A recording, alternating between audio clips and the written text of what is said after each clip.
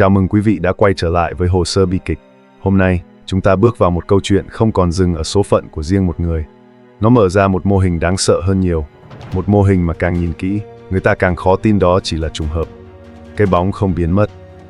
Sau bi kịch của Vu Mông Lung, nhiều người từng nghĩ câu chuyện ấy đã khép lại như một hồ sơ đau lòng của quá khứ. Nhưng rồi một cái tên khác lại hiện ra giữa cùng một vùng tối. Trần Khôn, một ngôi sao hạng A, một người đã ở trong nghề hơn 2 thập kỷ. Một người có đủ danh tiếng, đủ thực lực, thậm chí có cả công ty riêng.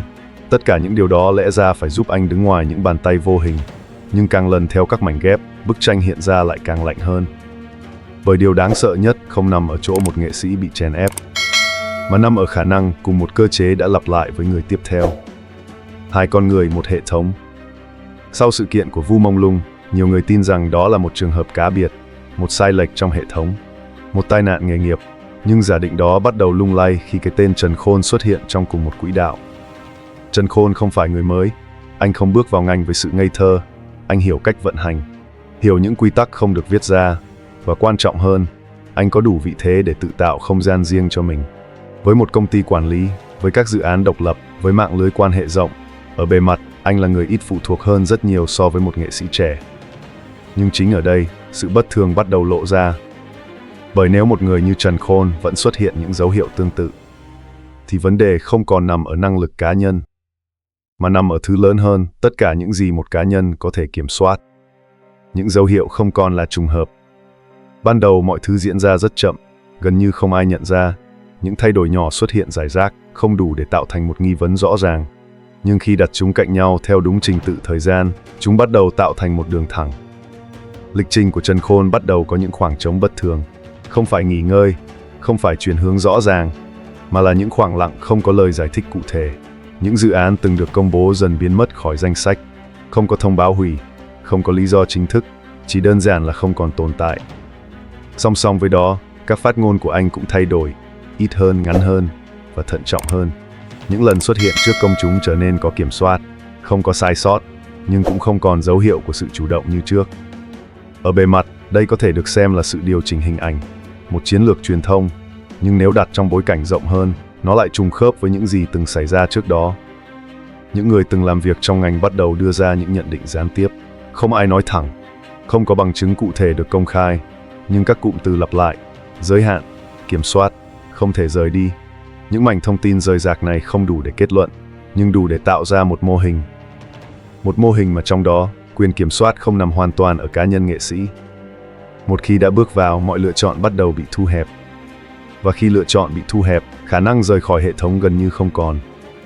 Những gì đang diễn ra với Trần Khôn không phải là một sự kiện đột ngột, không có một khoảnh khắc bùng nổ rõ ràng, mà là một quá trình kéo dài, âm thầm và có tính lặp lại. Càng đi sâu, câu hỏi không còn là chuyện gì đang xảy ra, mà là nó đã bắt đầu từ khi nào, và đã diễn ra với bao nhiêu người trước đó. Khi cái giá bắt đầu lộ diện, các dự án từng được chuẩn bị trong thời gian dài bắt đầu biến mất hoàn toàn, không phải trì hoãn, không phải thay đổi lịch, mà là bị loại khỏi hệ thống.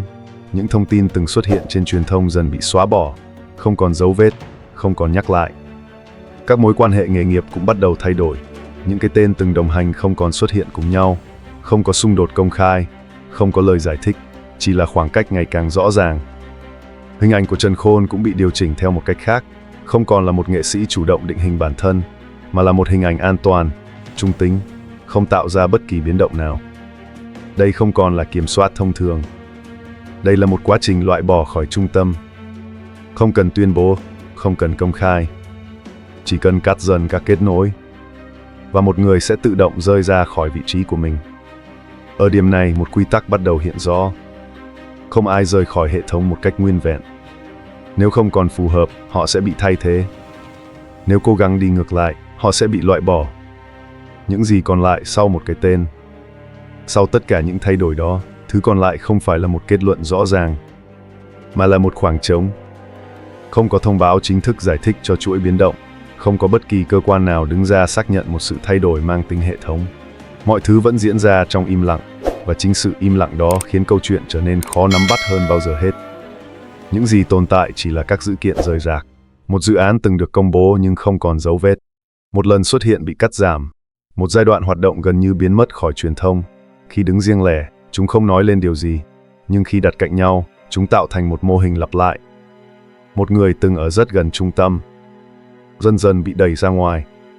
Không có một khoảnh khắc cụ thể để chỉ ra rằng mọi thứ đã thay đổi. Chỉ có một quá trình âm thầm, kéo dài và gần như không thể đảo ngược. Sau trường hợp của Vu Mông Lung, người ta vẫn còn tranh luận về nguyên nhân. Có người cho rằng đó là áp lực cá nhân. Có người tin vào những yếu tố bên ngoài. Nhưng khi đặt cạnh những gì đang diễn ra với Trần Khôn, giả thuyết về một hệ thống bắt đầu có thêm trọng lượng. Bởi hai trường hợp khác nhau, hai vị trí khác nhau, nhưng lại xuất hiện cùng một kiểu biến động. Và khi một mô hình lặp lại đủ nhiều lần, nó không còn là sự trùng hợp. Nó trở thành một dấu hiệu. Một dấu hiệu cho thấy có những quy tắc không được công bố, nhưng vẫn đang vận hành. Điều đáng sợ không nằm ở việc một cá nhân bị thay thế, mà nằm ở việc quá trình đó có thể diễn ra mà không để lại bất kỳ dấu vết rõ ràng nào. Một mô hình không có điểm kết thúc. Nếu chỉ nhìn vào một trường hợp, mọi thứ có thể được giải thích theo nhiều cách khác nhau. Vu Mông Lung có thể là một bi kịch cá nhân. Trần Khôn có thể là một giai đoạn điều chỉnh trong sự nghiệp. Mỗi câu chuyện, khi đứng riêng lẻ, đều có thể tìm thấy một lý do hợp lý. Nhưng khi đặt chúng cạnh nhau, khi các dấu hiệu bắt đầu trùng khớp, khi cùng một kiểu biến động xuất hiện lặp lại, thì cách nhìn buộc phải thay đổi. Đây không còn là câu chuyện của một con người. Đây là một mô hình. Một mô hình có khả năng tạo ra những ngôi sao, định hình họ, kiểm soát họ, và khi cần thiết, loại bỏ họ. Không cần ồn ào, không cần giải thích, chỉ cần thời gian. Điều khiến mô hình này trở nên nguy hiểm không nằm ở việc nó tồn tại, mà nằm ở việc nó không có điểm kết thúc rõ ràng, không có giới hạn được công bố, không có ranh giới để nhận biết. Và vì thế, không ai thực sự biết mình đang đứng ở đâu trong nó. Những gì xảy ra với Vu Mông Lung không khép lại. Những gì đang diễn ra với Trần Khôn cũng chưa dừng lại. Và có thể, ở đâu đó, những trường hợp tương tự vẫn đang tiếp diễn, âm thầm, không được nhắc đến, không được ghi lại đầy đủ.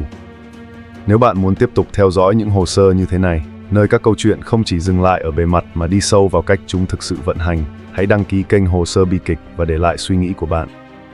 Bởi đôi khi, điều đáng sợ nhất không phải là những gì đã xảy ra, mà là những gì vẫn đang tiếp tục diễn ra và chưa đến lượt được kể lại.